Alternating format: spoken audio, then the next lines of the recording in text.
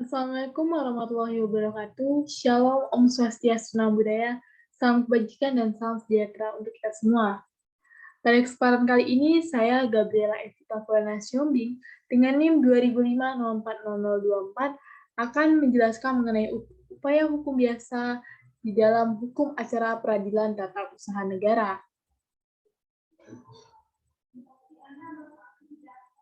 Baik, upaya hukum. Apa sih upaya hukum? Upaya hukum merupakan hak dari pihak yang dikalahkan untuk tidak menerima putusan pengadilan yang berupa perlawanan atau banding atau kasasi atau hak untuk mengajukan permohonan peninjauan kembali dalam hal menurut cara yang diatur di dalam undang-undang. Kemudian, upaya hukum terhadap putusan pengadilan ialah usaha untuk mencari keadilan pada tingkat pengadilan yang lebih tinggi dari pengadilan yang menjatuhkan putusan tersebut. Upaya hukum biasa itu terbagi menjadi beberapa bagian, seperti perlawanan, banding, dan kasasi. Kita akan mengupas satu persatu mengenai upaya hukum biasa, perlawanan, banding, serta kasasi.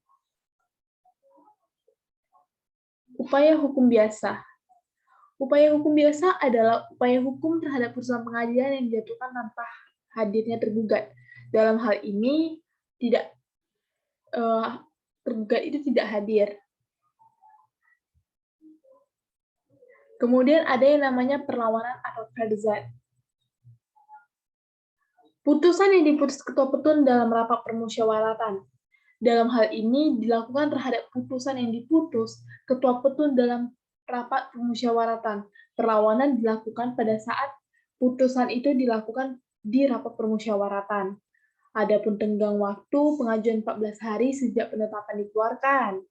Kemudian isi perlawanan pada pokoknya menyatakan gugatan penggugat telah sempurna atau telah benar-benar sesuai dengan fakta-fakta yang didalilkan dalam gugatan. Kemudian, gugatan perlawanan ditandatangani oleh pelawan dan kuasanya. Dalam hal ini, jika perlawanan diperiksa dan diputuskan dalam acara singkat. Nah, untuk perlawanan terhadap penetapan dismisal dilakukan dengan cara mengajukan gugatan biasa. Ini bisa kita lihat pada pasal 62 ayat 3B junto pasal 56. Kemudian untuk melengkapi perlawanan dismisal, dilampirkan salinan penetapan dismisal ketua petun yang bersangkutan.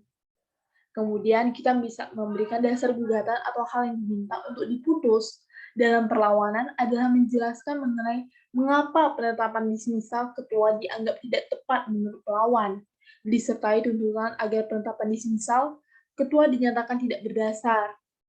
Jika diperlukan dalam gugatan perlawanan, pelawan sendiri diminta hadir dalam persidangan untuk didengar oleh majelis perlawanan. Ini dalam bentuk dismisal. Kemudian ada cara pemeriksaan upaya hukum perlawanan farzat. Pemeriksaan atas penetapan dismisal tidak perlu sampai memeriksa materi gugatannya. Maksudnya, pemeriksaan terhadap perlawanan atas penetapan dismisal tidak perlu sampai memeriksa materi gugatannya. Contohnya, memeriksa bukti-bukti, saksi, ahli. Kemudian, majelis yang memeriksa pokok perkara ialah majelis yang sama dengan yang memeriksa gugatan perlawan, tetapi dengan penetapan ketua pengadilan. Di sini dalam penetapan majelis yang memeriksa pokok, itu berdasarkan penetapan ketua pengadilan. Dan perlawanan dinyatakan benar, maka dilakukan pemeriksaan terhadap pokok perkaranya dan dimulai dengan pemeriksaan persiapan. Jadi untuk pemilihan majelis yang memeriksa perkara ini tidak ditetapkan secara otomatis, tapi melalui penetapan oleh ketua pengadilan.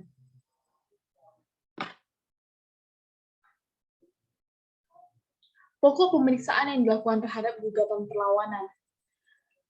Ketepatan penetapan ketua petun dinyatakan gugatan tidak diterima atau tidak berdasar. Tepat tidaknya penetapan ketua petun yang menyatakan gugatan tidak diterima atau tidak berdasar. Jadi, mengenai ketepatan penetapan itu semua ada di tangan ketua petun. Kemudian, pengujian mengenai ketepatan ditentukan dalam pasal 62 huruf A sampai EU Pratun.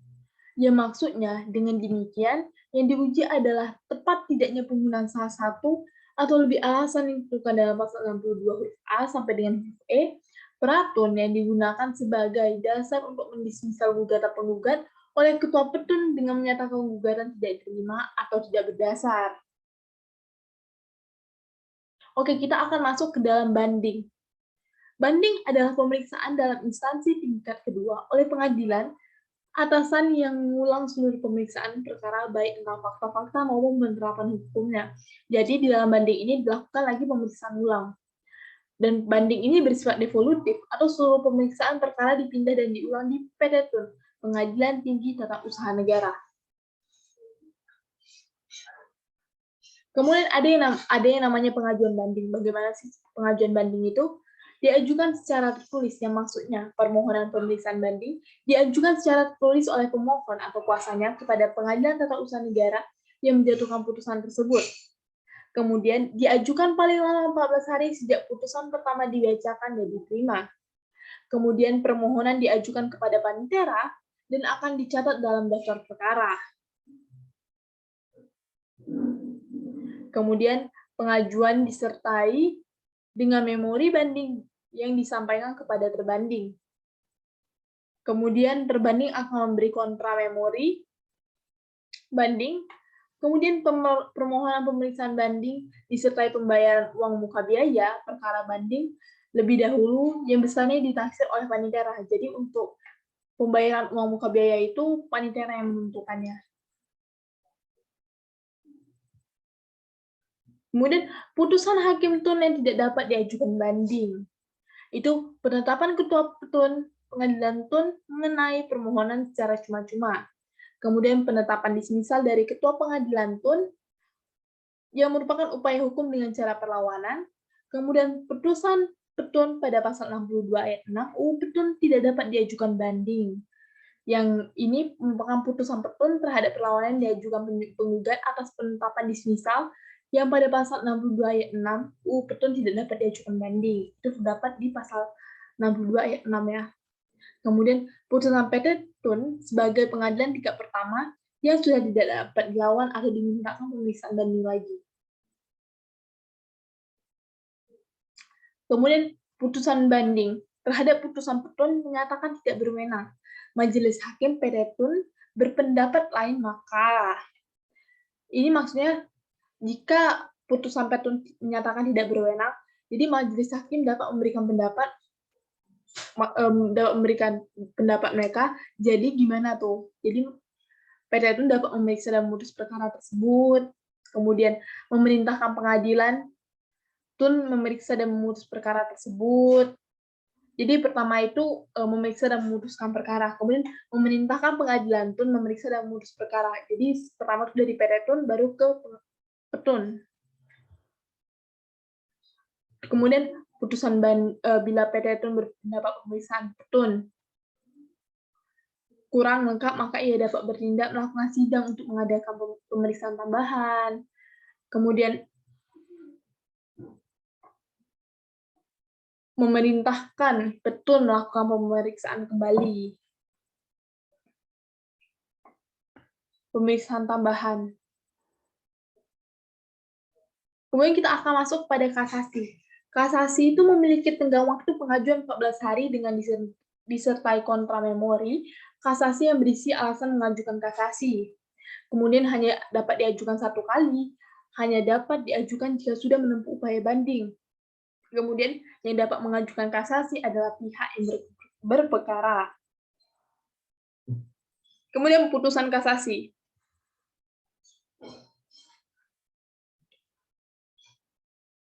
Putusan kasasi dapat membatalkan putusan atau penetapan pengadilan dalam hal pertama, tidak berwenang atau melampaui batas wewenang. Kedua, salah menerapkan hukum atau melanggar hukum yang berlaku. Tiga, lalai memenuhi syarat yang diwajibkan oleh UU yang akan dapat mendatangkan putusan. 4. Di dalam tingkat kasasi tidak diperiksa tentang dulunya perkara atau faktanya, tetapi tentang hukumnya sehingga terbukti tidaknya peristiwa tidak akan diperiksa.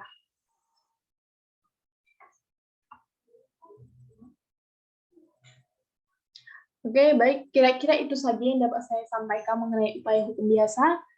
Semoga teman-teman dapat informasi dan dapat menambah ilmu dari apa yang saya sampaikan. Terlebih terkurang saya mohon maaf. Saya akhiri, wabillahi taufiq wal hidayah. Wassalamualaikum warahmatullahi wabarakatuh. Shalom Om Santi Santi Om.